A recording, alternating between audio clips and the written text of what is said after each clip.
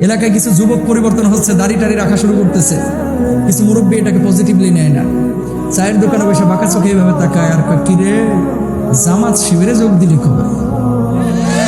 কথা কয় না। কাপড় নিচে কাপড় পরতে এখন উপরে পড়া শুরু করছে, কয় হেফাজতে যোগ দিছস নাকি? কথা কন ঠিক না? মরিয়ম ভাবি আগে বোরকা পরতো না, এখন পড়া শুরু করেছে। ওকে উৎসাহ দেওয়া বাদ দিয়ে কিছু লোক বলে যে, কি গো ভাবি উমরা টুমরা করছো নাকি? ঠেস মারে ঠেস। কথা বলেন ঠিক না? আল্লাহর কোরআনকে কেউ কেউ জিহাদি বই, জঙ্গিবাদের বইও বলে। 16 বছর এরকম ঘটনা ঘটেছে।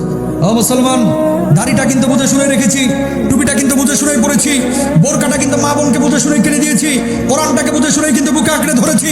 সুতরাং কেউ যদি দাড়িকে বলে জঙ্গির দাড়ি, টুপিকে কেউ যদি বলে জঙ্গির টুপি, জুব্বাকে কেউ যদি বলে জঙ্গির জুব্বা, বোরকাকে কেউ যদি বলে জঙ্গির বোরকা, 1000 বার জঙ্গি হতে রাজি আছি, আল্লাহ আল্লাহর নবীকে কষ্ট দিতে রাজি নাই। ঠিক কিনা?